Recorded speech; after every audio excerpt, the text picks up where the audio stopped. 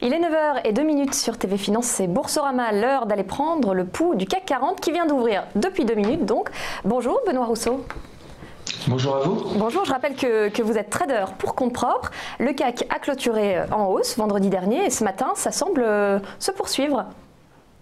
Exactement, ça semble à nouveau se poursuivre.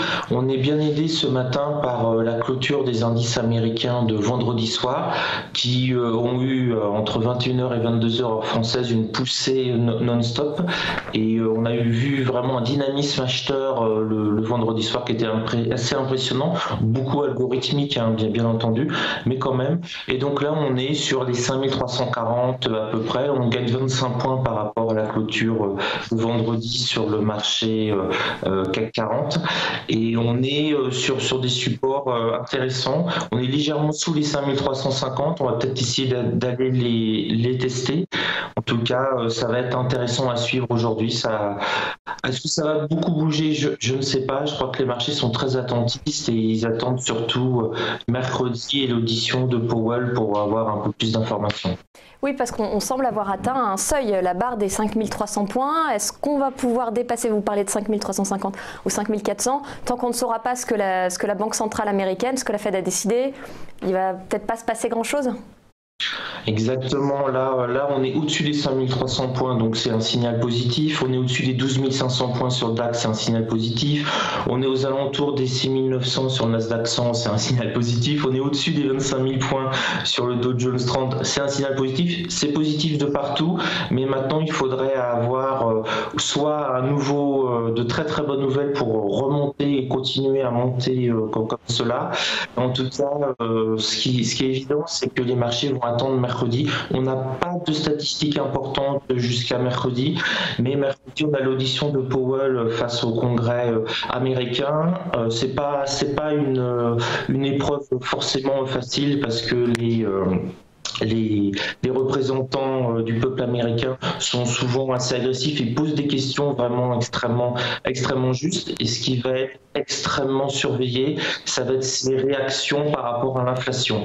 Parce que ça commence un petit peu à inquiéter les milieux financiers. On est préparé, entre guillemets, à 3 augmentations de taux dans l'année. On commence à parler d'une 4e augmentation. C'est ça qui va être extrêmement surveillé. Et en fonction un petit peu de l'audition de Powell, de son grand oral, ça pourra peut-être redonner le moral au marché et aller casser ces résistances assez importantes. Ou au contraire, s'il ne rassure pas, on pourrait à nouveau avoir une vague baissière assez prononcée. En tout cas, on n'est plus du tout dans l'optique je vais bien, tout va bien, le pays des bisounours. On se rend compte maintenant que quand on a une nouvelle macroéconomique, une statistique un petit peu décevante, le marché réagit en baissant, alors qu'il y a encore 3-4 mois, on avait une mauvaise statistique, c'était pas grave, ça continuait de monter. Donc là, on sent vraiment qu'on est à un moment d'équilibre important et que beaucoup d'intervenants commencent à se poser des questions.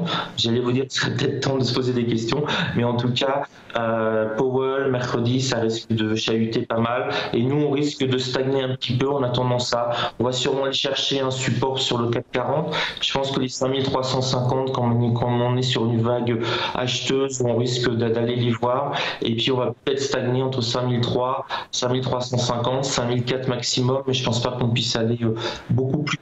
On va peut-être même revenir, allez, on va dire 5325 pour mercredi, en attendant le grand oral de Powell. Eh ben, on va suivre ce seuil des 5300, 5400 avec le CAC. On en reparlera bien sûr demain. Je vous remercie Benoît Rousseau. Excellente journée.